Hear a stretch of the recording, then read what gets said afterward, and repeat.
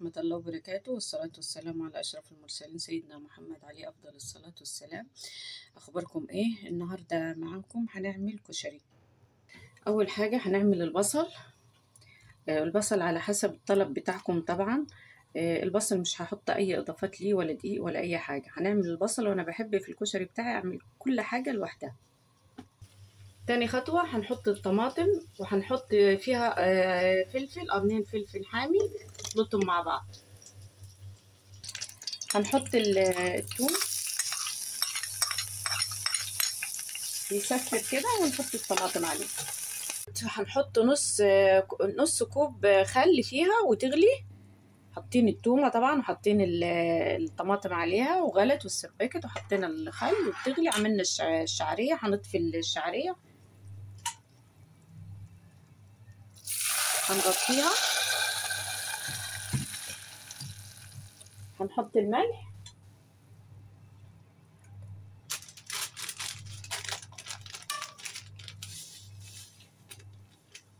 هنغطيها،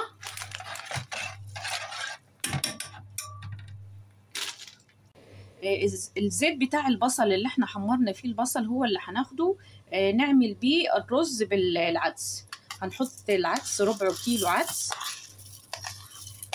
انا عملت برضو اكتر من ربع كيلو شعرية، انتوا حابين تعملوا نص شعرية براحتكم. المية بتاعت السلق، هنحط مكرونة قص صغيرة ومكرونة اسباجيتي في الزيت بتاع البصل لمدة 5 دقايق بالظبط. وهنحط المية،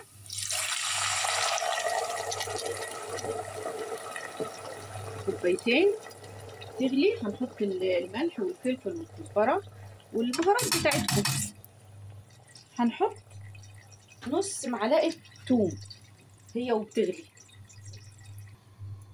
هنحط نص كيلو مكرونة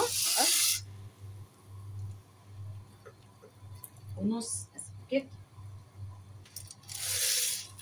وتغلي وارجع لكم. العدس اخد حوالي ربع ساعة بيغلي في المية والثوم، وهنحط كوبايتين رز معاهم.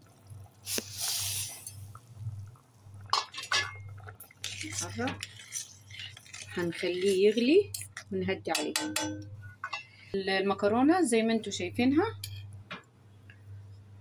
استوت وتمام. وعذرة انا نسيت ما اقول لكم ان انا عملت الحمص، غليته.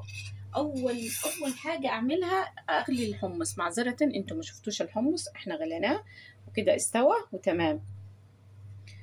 والبصل طبعا احنا خلصناه، اهو شكل البصل.